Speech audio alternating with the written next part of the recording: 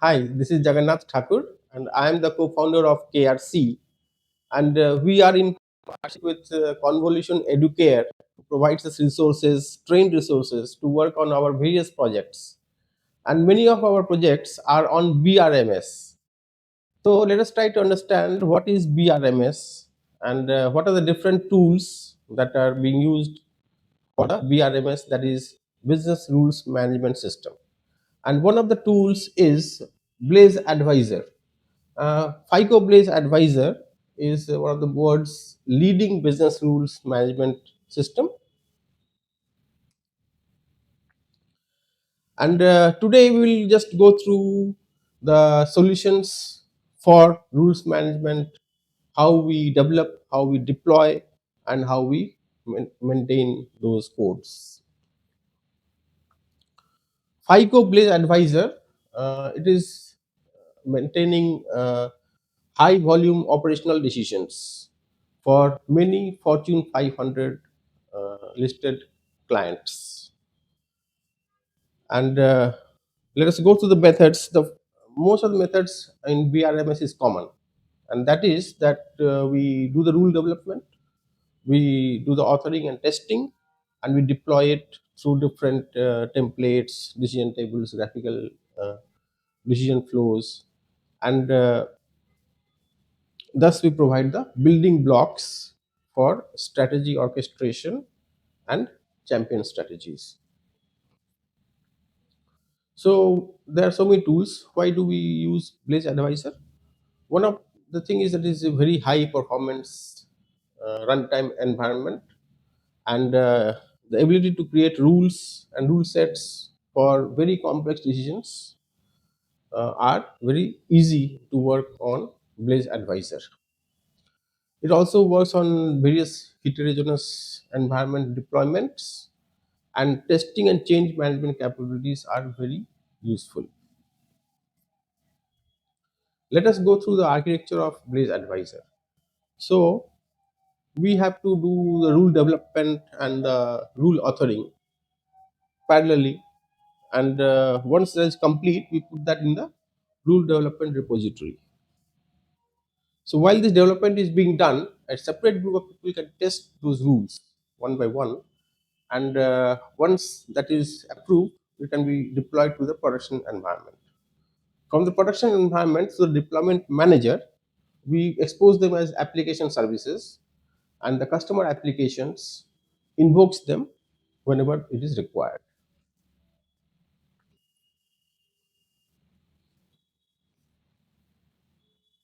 The components that we have available in Blaze is the integrated development environment, so we can use it over Eclipse. We have the rule engine, the server, and it is inbuilt. We have the deployment manager, we have a rule repository, and we have a rule maintenance application, also known as RMA. Let us go through the concepts of repository. So repository can be like a storage of all the rules that are written with different versions. So when we do a rule development project, so we go for testing, it goes for project verification, it goes for project deployments, then it again goes through the changes, and those changes can be actually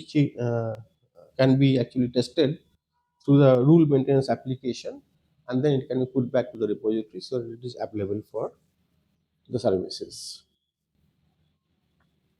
There can be different types of repositories, and mainly we can use a file repository or a database repository, or the repository with the source control management. And this is mostly used in the enterprise applications, because when we use source control, then we have different versions, and when multiple teams are working together, so whatever changes has been made by one team is visible to the others, and they do not overwrite those changes. So we prefer to use source control management for the repository. And let us see the structure of the repository. So this is a file-based repository, and there are multiple folders where we segregate the different parts of the rule management. So there will be a business library, there will be a rule service folder, there will be a technical library, and there will be a testing library. In the business library, it will contain the instance files which are exposed in the rule maintenance application or the RMA. The rule service folder contains the deployment entities and the entry point functions. The technical library folder contains the repository items that are maintained by the developers, like business object model, also known as BOM, functions, rule sets, providers, templates, and the testing folder contains the testing related repository items like BR units. Just like Java testing for we use J units, similarly for Blaze testing we use BR units. We prefer and we recommend that we use source control management repository, and Blaze itself provides its versioning system called Blaze versioning system, or we can use any other external source control management. Even the workspace can be divided into two types. One can be a private workspace, or second can be a shared workspace. So we have multiple teams working in different locations in different time zones. So we will always prefer to use the shared workspace. Now let us go through the concepts of business object model, and we also name it as BOM. So this is actually the entities that we define for taking decisions. For example, let us consider a credit card issuance application, and say the rules are that there are multiple rules. One of the rule is that the person who applies for the credit card must be 21 years and above, or say in the range of 21 years to 50 years. The person must have a monthly income, and that can be in the range of say different slabs, say 25 to 50, 50 to 100,000, or 100,000 to 200,000. And then the family status, whether the person is single, is married, or the person owns a house or not. So these are the conditions. So based on the application, and we define the we check the conditions to check the actions to be taken against those conditions. For example, if we want to issue different kind of cards based on these conditions, say we issue a standard card, or a silver card, or a gold card, or a platinum or a diamond card, based on various conditions. So for that, all the entities that we named just now, those will be the part of the business object model. For example, the age, the monthly income, etc.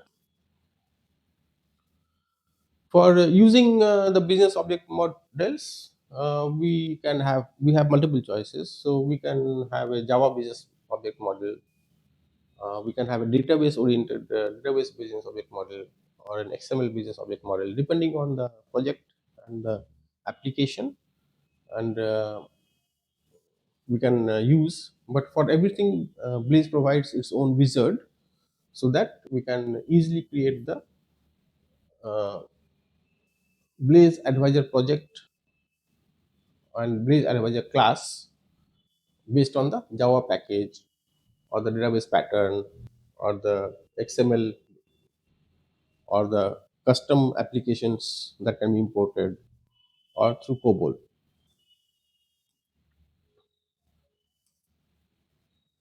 But first of all, let's understand what is a rule. So rule can be like, say, if there is a condition, then this is the action. This is a very simple rule, right? But for large enterprises, there can be millions and millions of conditions, and based on those conditions, there can be millions and millions of actions.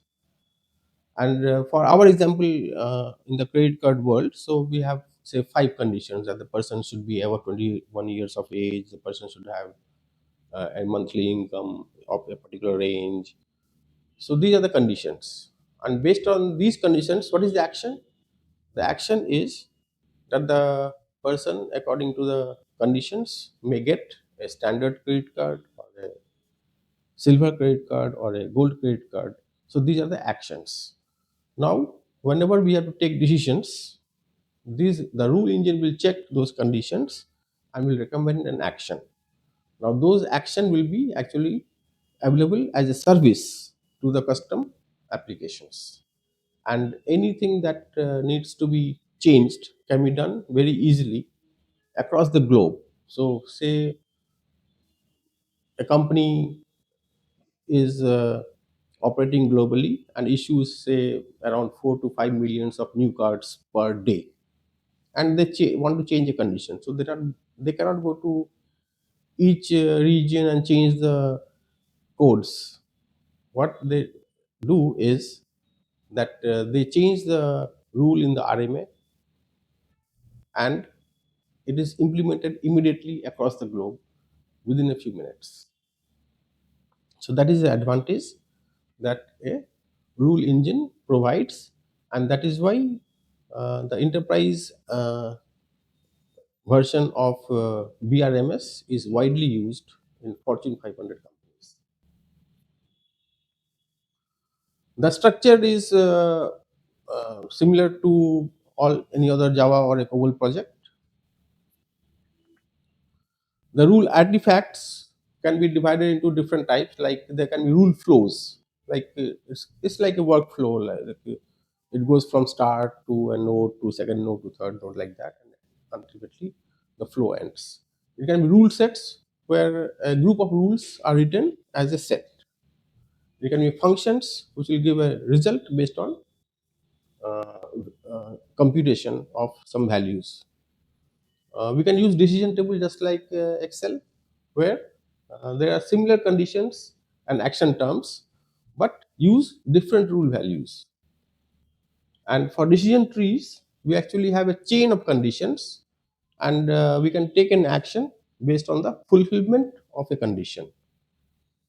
Similarly, for decision graph, it allows non-technical users to create and maintain a rule set using different graphical formats. And in the score model, it is a mathematical formula, and the score model graphical representation allows business users to easily maintain a large number of rules. So, while doing a project, what process flow we do? So, first of all, we'll I we'll create a BOM or a business object model, and for that we'll import the class from Java or XML or through JDBC connection to database. Once that object model is created, then we orchestrate the rule flows, rule sets to be used in execution. Once this is complete, then actually we write the actual rules. Like we author the business rules, decision table, decision tree. Once this is all complete, then they are tested, and once the testing is complete and successful, then it is deployed. And once the deployment is done as a service, so we can it can be available as a web service. The rule flows can be like uh, in different nodes, so we'll always have a start and an end, and in between we'll have say a data verification node and then a score node. For example, it will all flow from right to left, and based on data verification it will go through one of the route. So if the for example in the credit card example, if the age is less than 21, then the credit card will not be issued. So that can be a one of the rule flow.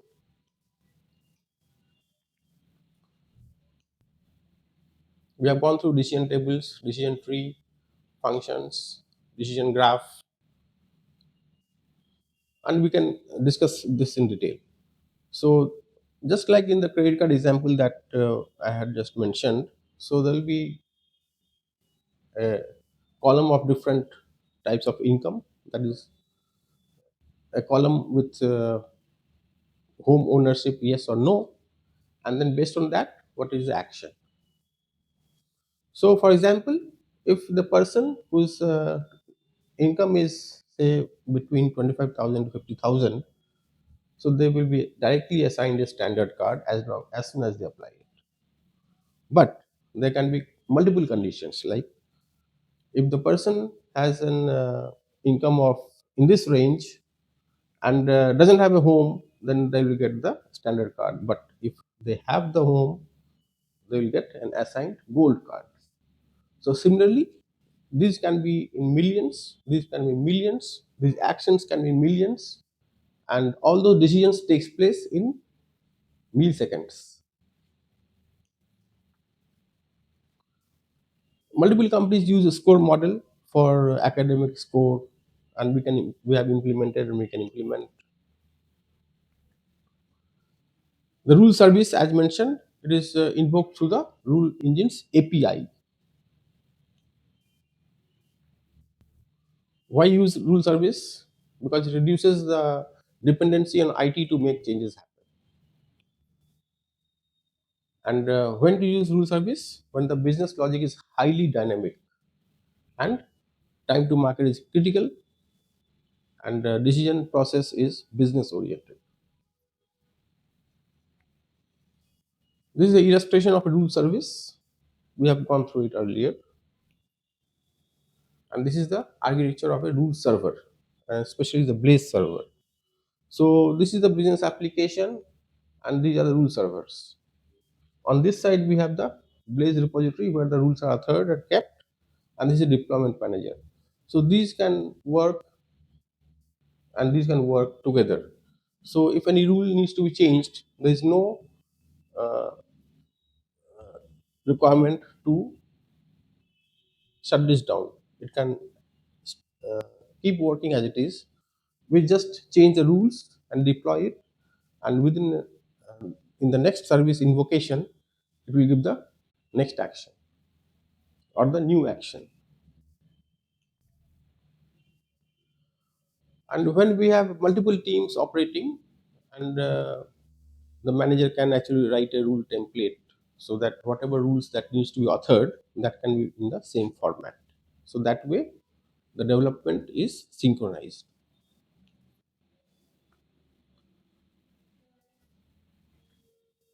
And then the last thing that helps the business users is the rule maintenance application.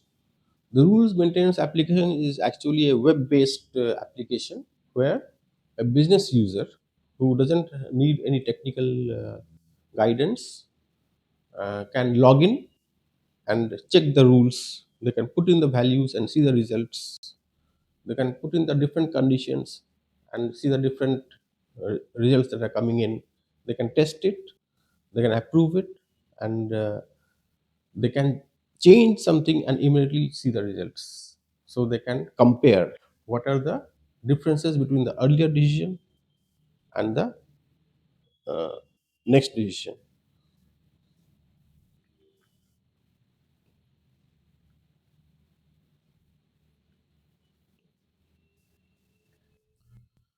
Blaze deployment is supported for Java, .NET, and COBOL environments, and we can generate rule service as mentioned earlier through APIs, and we can do unit testing in Blaze through BR units. The testing procedure is similar to any other application testing procedures. So this is the overall concept of a business rule management system, and we can go into detail or into a live project if someone is interested. So you can contact us, and we'll go through that journey also. Thank you so much.